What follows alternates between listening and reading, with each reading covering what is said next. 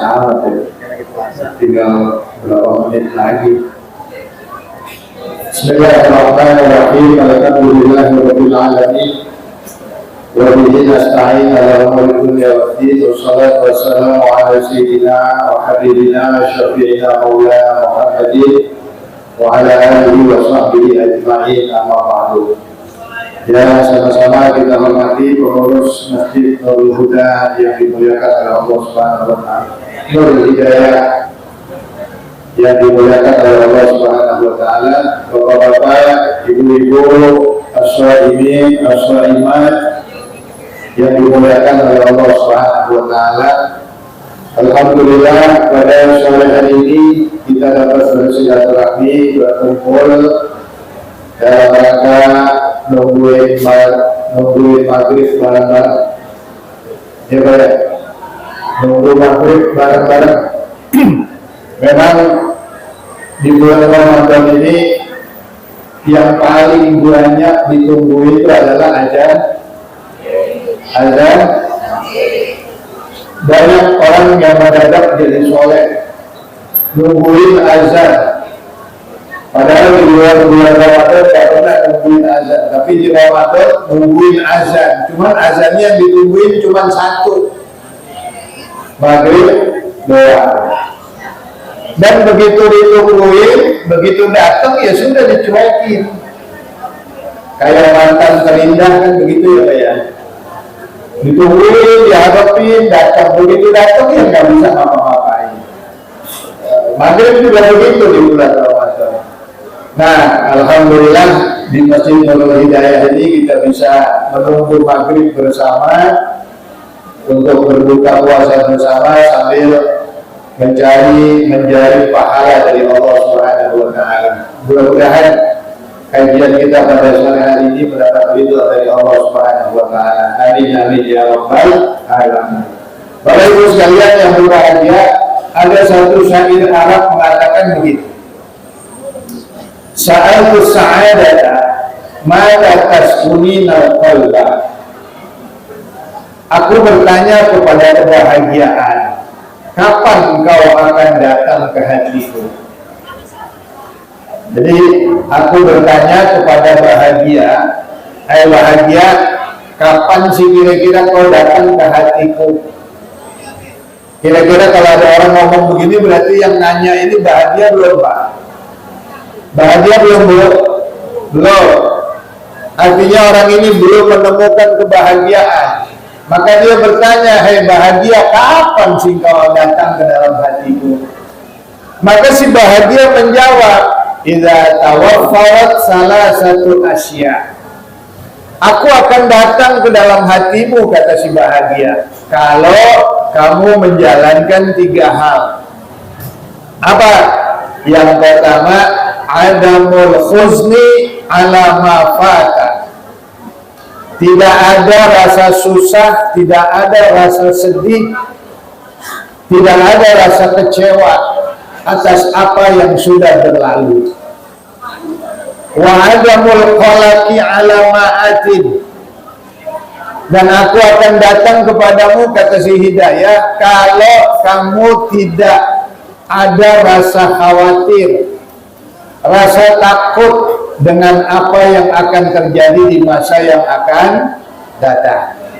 Kedua, tidak susah, tidak sedih, tidak kecewa dengan apa yang sudah lewat, dan tidak takut dengan apa yang akan datang. Yang ketiga, waridho bima qasamallah. Ridho, menerima dengan apa yang diberikan, ditakdirkan oleh Allah Subhanahu wa taala. Ini Pak, Bro.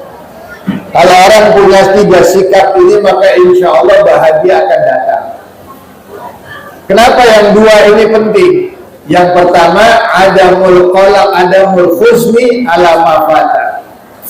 Dan yang kedua, adamul qalaqi ala ma huwa atin. Tidak ada rasa kecewa dengan apa yang sudah lewat, tidak ada rasa takut, tidak ada rasa gelisah dengan apa yang akan terjadi di masa yang akan datang. Nah ini hadirin sekalian, Bapak Ibu yang dimuliakan oleh Allah Subhanahu wa taala, Ini dua hal ini yang banyak jadi penyakit kita kan. Kebanyakan orang hidupnya dipengaruhi, dihantui oleh dua ini. Takut masa depan, sedih dengan masa lalu. Takut masa depan, sedih, kecewa dengan apa yang sudah lepas dari dalam hidupnya. Makanya Bapak Ibu sekalian, hadirin yang dimuliakan oleh Allah Subhanahu wa taala, dalam Quran itu Pak, ada dua kata yang diulang selalu gandengan. Diulangnya nggak kurang dari 10 kali Pak. Diulangnya nggak kurang dari 10 kali. Kata apa? Al-khawf wal khuzn. Takut dan sedih, takut dan kecewa. Ini diulang 10 kali. Salah satunya surat Yunus ayat 62. Allah Subhanahu wa taala berfirman menggambarkan sifatnya para wali, para kekasih Allah itu, ala inna awliya Allah la khaufun alaihim wa lahum yahzanun. Ketahuilah bahwa sesungguhnya para kekasih Allah itu tidak ada rasa takut dan tidak ada rasa sedih. Ini diulang terus di Quran Pak, khauf, hazan. Kenapa? Karena ini kebanyakan manusia penyakitnya dari dua ini Pak. Takut masa depan, sedih, kecewa masa lalu. Akhirnya dari takut muncul asam lambung, anxiety, kemudian apalagi naik asam lambungnya naik segala macam. Dari takut muncul akhirnya jadi orang pelit. Kenapa? Karena takut miskin. Kalau berbagi, bersedekah, nanti hartanya kurang. Akhirnya jadi orang pelit. Karena apa? Takut susah, takut miskin. Takut dan sedih. Nah, kalau sedih, apa yang sudah terjadi di masa yang lalu kadang-kadang masih terpendam dalam hati. Akhirnya apa?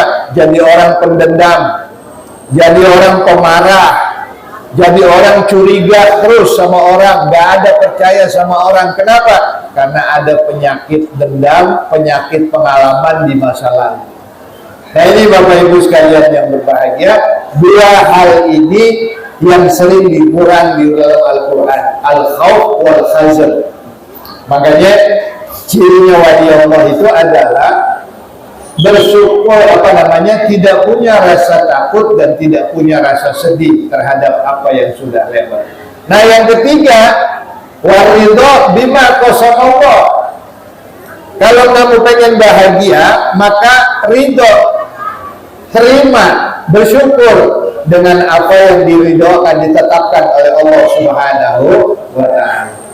Bapak, Ibu yang dimuliakan oleh Allah, saya mau tanya nih, ini kita bisa kumpul begini sore ini, nikmat bukan?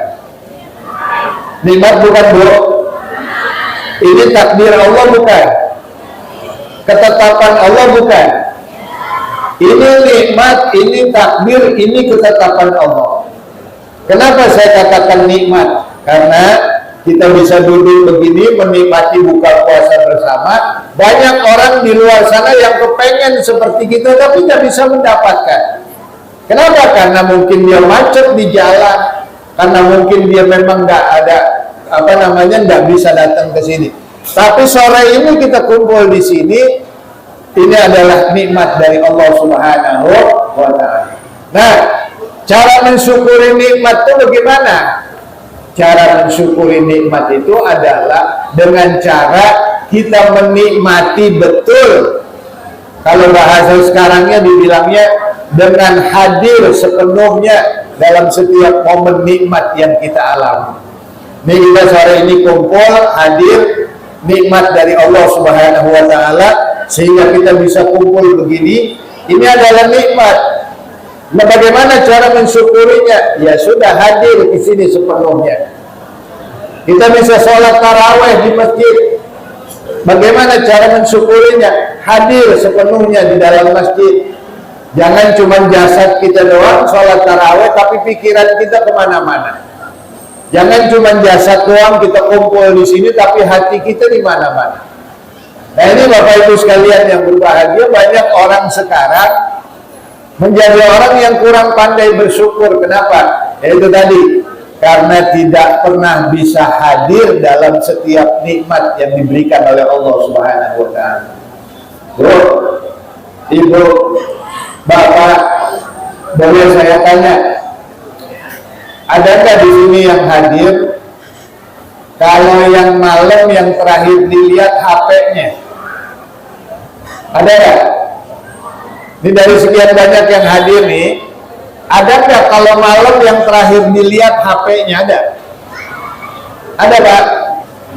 Pagi-pagi bangun yang pertama kali dilihat HP, ada? Yang mana orangnya?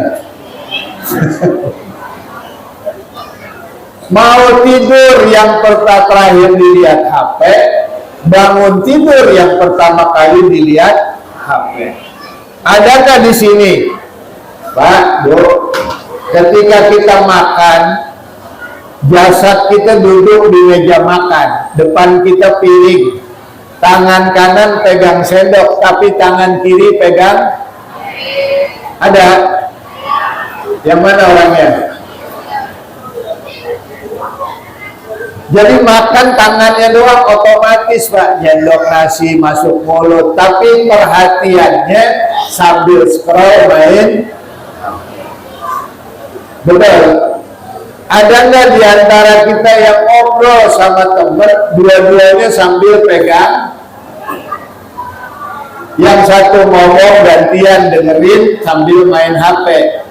Yang satu lagi gantian nanti begitu sambil main HP. Adakah di antara kita yang keluarga kumpul duduk di ruang tamu, bapak, ibu, anak duduk kumpul, tapi semuanya pada pegang? Sada sibuk masing-masing dengan? Ada? Yang mana orangnya? Ini hadirin sekalian yang berbahagia. Makanya maaf, kalau di kampung saya, Bu, ini orang kampung saya nyebut HP itu apa? Nyebut HP itu apa, Bu, sekarang? Setan gepeng. Apa, Pak? Setan gepeng. Kenapa disebut setan? Karena ini paling banyak hidup kita sekarang terdistraksi dengan HP. Betul? Yang mau tidur terakhir dilihat HP, bangun pertama kali yang dilihat HP. HP dibawa ke kamar mandi, buang air ditemenin, HP makan ditemenin, HP semua aktivitas kita HP, ngobrol sama istri sambil main HP, ngobrol sama anak sambil main HP, ngobrol sama teman, ngumpul sama teman, semuanya pada main HP. Betul? Betul? Makanya ini yang paling banyak mendistraksi hidup kita ini. Sehingga apa dampaknya, Pak? Bro, dampaknya apa? Kurangnya kita syukur kepada Allah. Dari mana lihatnya?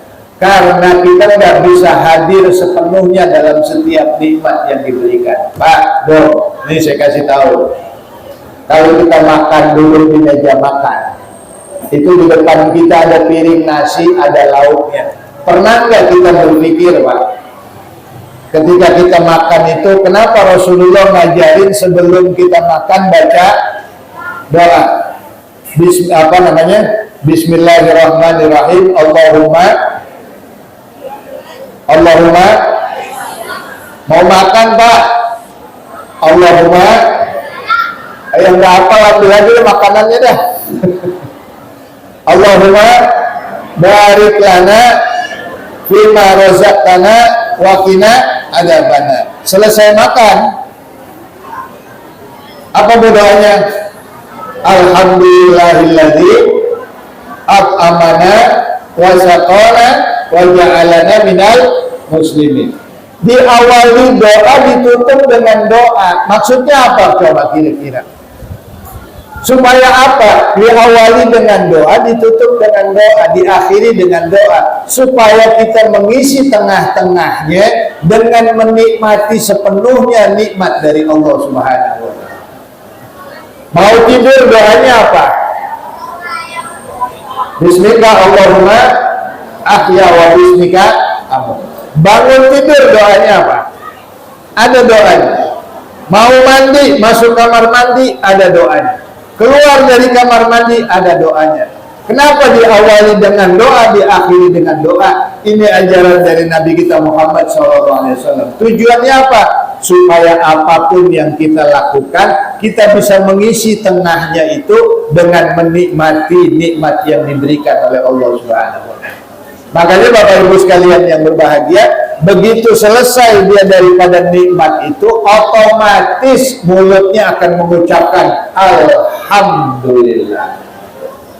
Kalau kita makan sadar betul itu nikmat dari Allah, sadar betul bahwa tidak ada upaya kita dalam memperoleh nikmat itu kecuali dari Allah, maka selesai makan otomatis mulut kita mengucapkan Alhamdulillah.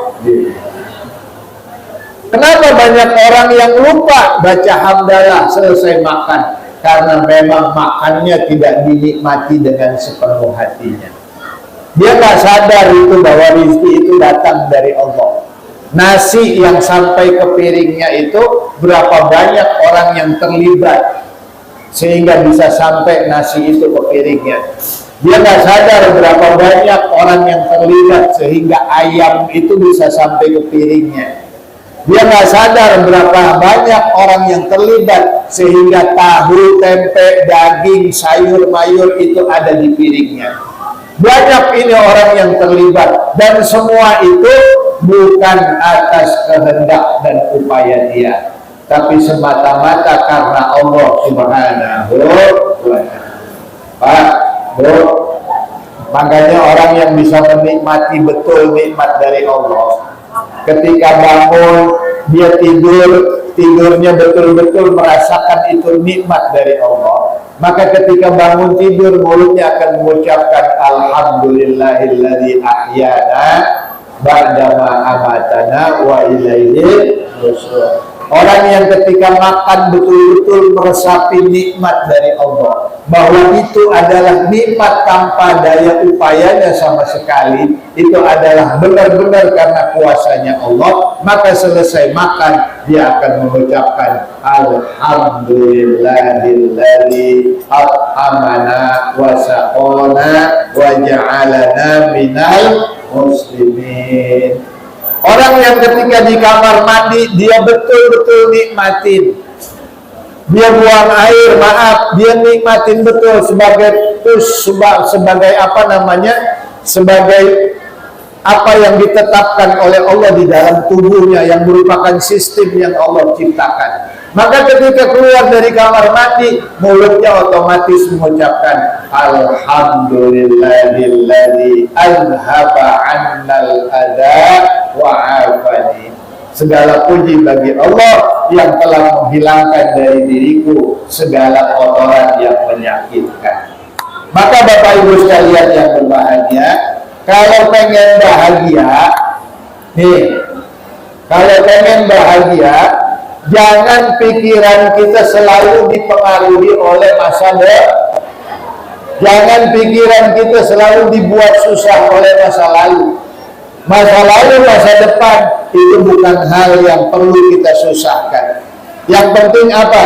Nikmati, hargai, sadar sepenuhnya, hadir sepenuhnya dalam hari yang berada di dalamnya kita sekarang. Di sekarang kita begini, ya ini nikmatin, hadir sepenuhnya, sadar sepenuhnya bahwa ini adalah nikmat dari Allah Subhanahu wa Ta'ala.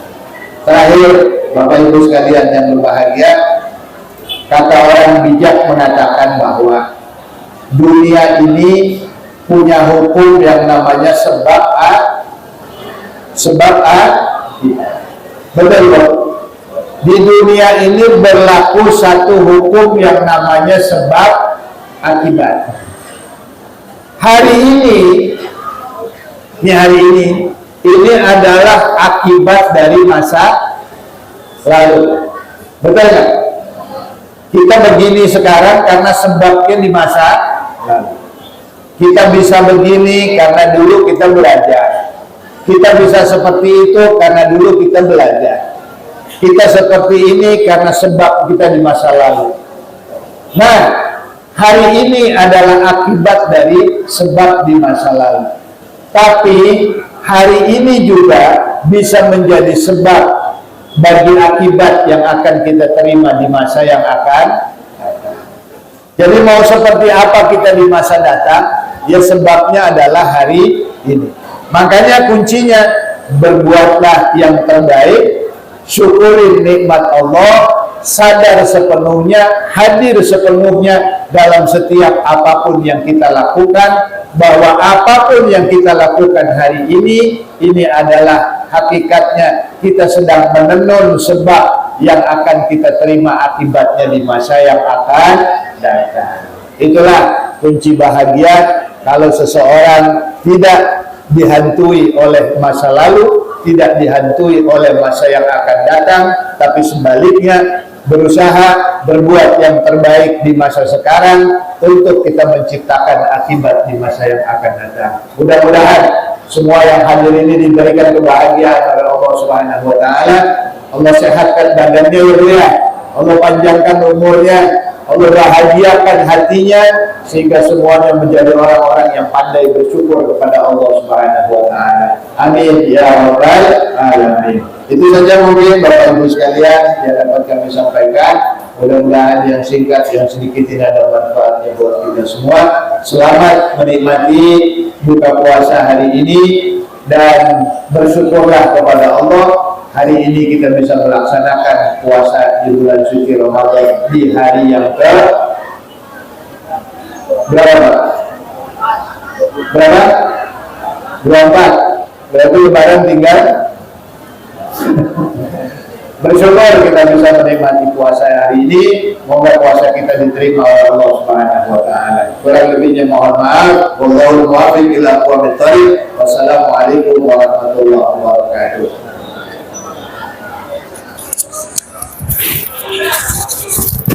Terima kasih kepada Ustaz yang telah memberikan pelajarannya.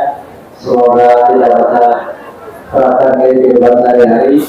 Dan pada ibu-ibu yang belum berwudu boleh silakan berwudu, dan hari menunggu azan maghrib boleh diisi dengan doa dan zikir. Terima kasih. Assalamualaikum warahmatullahi wabarakatuh.